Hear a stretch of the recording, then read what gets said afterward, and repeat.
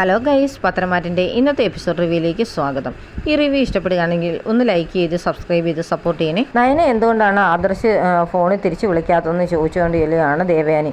അപ്പം ആദർശ് പറയും, എനിക്കതിനൊന്നും സമയമില്ല, അവൾ എവിടെയെങ്കിലും നിൽക്കട്ടെ, എനിക്ക് പ്രശ്നമൊന്നുമില്ല എന്ന് പറയും. എന്നാലും അവൾ എന്നെ അങ്ങ് വിളിച്ച് ശല്യം ചെയ്യുക, നീ വിളിക്കുന്നില്ലെന്ന് പറഞ്ഞ് എന്നെ അങ്ങനെ വിളിക്കേണ്ടെന്ന് പറയും. അമ്മയ്ക്ക് അങ്ങനെ പറഞ്ഞുകൂടെ, എന്തിനാ പിന്നെ അമ്മ ആ ഫോണൊക്കെ എടുക്കാൻ പോകുന്നത്, അമ്മ ഫോണിൽ കൂടെ അവളോട് അങ്ങ് പറഞ്ഞേക്കണമെന്ന് പറയും. എനിക്കതിനൊന്നും സമയമില്ല, നീ വേണമെങ്കിൽ അവളെ വിളിച്ച് പറയാൻ പറയും. എന്തായാലും ഞാൻ അവളെ വിളിക്കാനൊന്നും ഉദ്ദേശിക്കുന്നില്ല എന്ന് പറയും. അവൾ എവിടെ പോവോ എവിടെ നിൽക്കുമോ എന്താണെന്ന് വെച്ചാൽ ചെയ്തോട്ടെ, അതൊക്കെ അവിടെ ഇഷ്ടമല്ലേ, ഞാൻ ഇനി അതിൻ്റെ പേരിൽ ഉറങ്ങുന്നില്ല കഴിക്കുന്നില്ല എന്നൊന്നും അമ്മ ആരോടും പറഞ്ഞേക്കരുതെന്ന് പറയും. അത് പിന്നെ എനിക്ക് അതൊക്കെ പറയാതിരിക്കാൻ പറ്റുമോ, നീ പിന്നെ ഉറങ്ങാതൊക്കെ ഇരിക്കുകയില്ല എന്നൊക്കെ ചോദിക്കും. നിൻ്റെ ആരോഗ്യം എനിക്ക് വലുതെന്നൊക്കെ പറയും.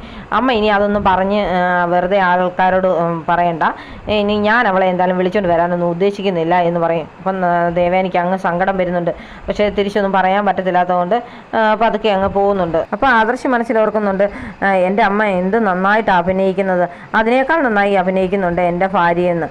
ദേവയാനിയുടെ ഈ ഭാവങ്ങളൊക്കെ കണ്ടിട്ട് ചിരി വരുന്നുമുണ്ട് ആദർശിന്. പിന്നീട് കാണിക്കുന്നത് അനിയാണ്. അനിക്കാണ് കിടന്നിട്ട് ഉറക്കം വരുന്നേയില്ല. അടുത്ത് കിടക്കുന്ന അനാമികയ്ക്കിട്ട് നോക്കുമ്പോൾ അനാമിക നല്ല ഉറക്കമാണ്. എന്നിട്ട് എഴുന്നേറ്റിരുന്ന് അനാമികയെ സൂക്ഷിച്ചൊക്കെ നോക്കുന്നുണ്ട്. ദേഷ്യം വന്നിട്ട് ഫോണും എടുത്ത് പുറത്തേക്ക് വരും. എന്നിട്ട് നന്ദുവിനൊരു മെസ്സേജൊക്കെ അയക്കുന്നുണ്ട്. ആ സമയത്ത് നയനയ്ക്ക് ഉറക്കം വരാതെ ഇങ്ങനെ തിരിഞ്ഞു മറിഞ്ഞൊക്കെ കിടക്കുകയായിരുന്നു. എന്നിട്ട് അവസാനം നയനെ അങ്ങ് എഴുന്നേക്കും, ഫോണൊക്കെ എടുത്തുകൊണ്ട് പുറത്തേക്ക് വരാനാണ്. ചിലപ്പോൾ ആദർശിനെ ഒന്ന് വിളിച്ചാലോ എന്നൊക്കെ ഓർത്തായിരിക്കും പുറത്തിറങ്ങി നിൽക്കുകയാണ്. അപ്പോൾ ആദർശിനെ വിളിക്കാനായിട്ട് നയന ഇറങ്ങിപ്പോയ സമയത്ത് തന്നെ നന്ദു കണ്ണു തെളിച്ച് എഴുന്നേറ്റിരിക്കുന്നുണ്ട്. ആ സമയത്താണ് അനിയുടെ മെസ്സേജ് വരുന്നത് കാണുന്നത്. ഉറങ്ങിയോ, ഞാനൊന്ന് വിളിച്ചോട്ടെയൊക്കെ എന്നൊക്കെ ചോദിച്ചാണ് മെസ്സേജ്. അപ്പം ആകെ സങ്കടമാകുന്നുണ്ട് നന്ദുവിന്. പക്ഷേ നന്ദു കോള് എടുക്കാനായിട്ട് ഉദ്ദേശിക്കുന്നില്ല. അപ്പം മെസ്സേജിന് റിപ്ലൈ ഒന്നും ചെയ്യുന്നില്ല.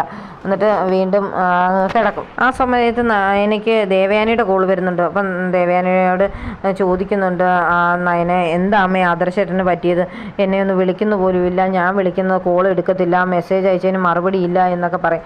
അപ്പോഴത്തേന് ദേവയാനി പറയും, എനിക്കറിയത്തില്ല മോളെ എന്ത് പറ്റിയതാ അവനെന്ന്, അവനെ ഇത്ര ദേഷ്യപ്പെട്ട് ഞാൻ കണ്ടിട്ടില്ല, മുഖം കറുത്ത് ഞാൻ ഇതുവരെ അവനെ കണ്ടിട്ടില്ല എന്നൊക്കെ പറയുന്നുണ്ട്.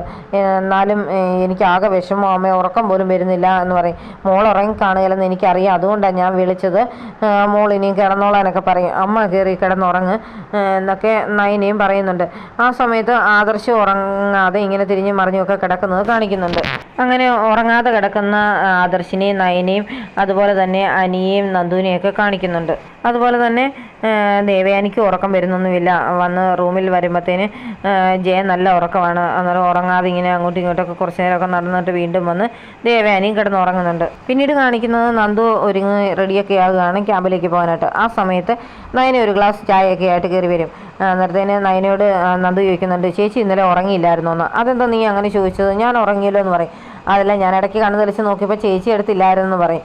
അന്നേരം എന്നെ പറയുന്നുണ്ട്, അത് ശരിയാ, പിന്നെ നിന്നെ ഇന്നലെ അനി വിളിച്ചായിരുന്നോ എന്ന് ചോദിക്കും. ഉടനെ അത് പിന്നെ എന്നൊക്കെ പറഞ്ഞ് നിന്ന് തടയുന്നുണ്ട് നന്ദു.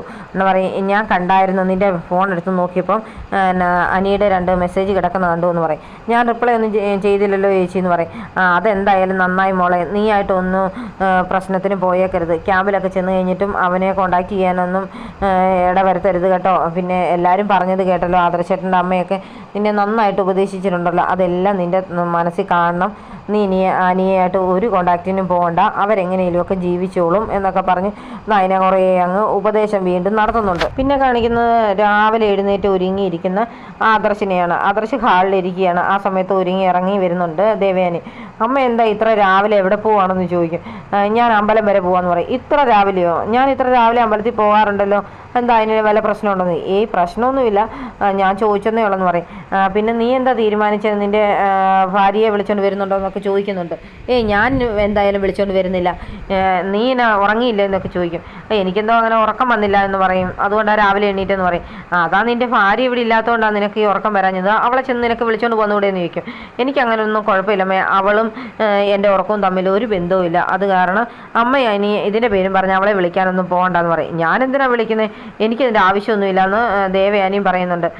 എന്തായാലും ഞാൻ അമ്പലത്തിൽ വരെ പോവുക, നീ ഇന്ന് നന്ദു പോവുമല്ലേ ട്രെയിനിങ്ങിന്, അപ്പോൾ അവരുടെ വീട്ടിലേക്ക് പോകുന്നില്ലേ എന്ന് ചോദിക്കും. ഇല്ല ഞാൻ പോകുന്നില്ല എന്ന് പറയും. പിന്നെ നീ അവിടെ എപ്പോഴും പോകാൻ വേണ്ടിയൊക്കെ അല്ലേ അവർക്കൊരു വീടൊക്കെ എടുത്തു കൊടുത്തത് എന്ന് ചോദിക്കും. അങ്ങനെ ഒരു അബദ്ധം ഞാൻ ചെയ്തു, ഇനി അങ്ങനെയുള്ള അബദ്ധം ഒന്നും ചെയ്യുന്നില്ല എന്നൊക്കെ പറയുമ്പോഴത്തേന് ദേവയാനിക്ക് ആകെ ടെൻഷനാണ്. അത് കാണുമ്പോഴത്തേന് ആദർശ് പറയുന്നുണ്ട്, അമ്മ എന്തായാലും അമ്പലത്തിലേക്ക് പോകുമല്ലേ, അന്നേരം പിന്നെ അമ്മയുടെ ആ പ്രാർത്ഥന അങ്ങ് നന്നായിട്ട് പ്രാർത്ഥിച്ചോണമെന്ന് പറയും.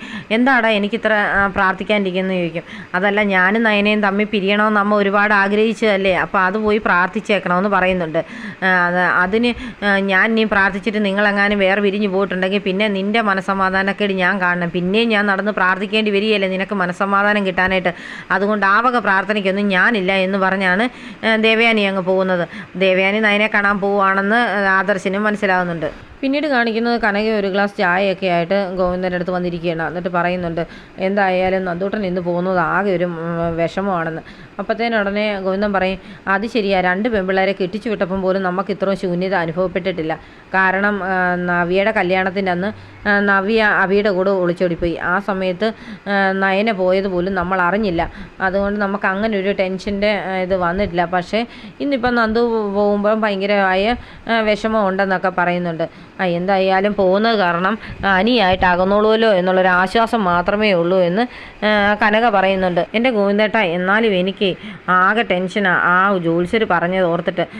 നന്ദൂട്ടൻ ആരെയാണോ സ്നേഹിച്ചത് അവരെ മാത്രമേ കല്യാണം കഴിക്കത്തുള്ളെന്നാണ് അന്ന് ഉറപ്പിച്ച് ആ ജ്യോത്സ്യർ പറഞ്ഞത്. അത് ഓർക്കുമ്പോഴുള്ള ടെൻഷൻ മാത്രമേ ഉള്ളെന്ന് പറയും. അന്നേരം ഗോവിന്ദന് ആകെ ടെൻഷൻ അടിച്ചിരിക്കുകയാണ്. ഇനിയിപ്പം ഇവരെ എത്ര അകറ്റിയെന്ന് പറഞ്ഞാൽ പോലും വീണ്ടും ഇവരടുക്കുമോ എന്നൊരു സംശയമുണ്ട്. അനിയും അനാമികയും തമ്മിലൊന്നും സ്നേഹിക്കുന്നുമില്ല, അവർ തമ്മിൽ ഏകദേശം പിരിയാറായ പോലെ നിൽക്കുന്നതും. അത് കാരണം ദൈവങ്ങൾ ഇവരെ തമ്മിൽ അടുപ്പിക്കുമോ എന്നൊരു ടെൻഷനുണ്ട്, ഒന്നിപ്പിക്കുമോ എന്നൊക്കെ ഓർക്കുന്നുണ്ട് എന്നൊക്കെ കനക പറയുന്നത് കേൾക്കുമ്പോഴത്തേന് ആകെ ടെൻഷൻ അടിച്ചിരിക്കുന്ന ഗോവിന്ദനെ കാണിച്ചുകൊണ്ടാണ് ഇന്നത്തെ എപ്പിസോഡ് അവസാനിക്കുന്നത്.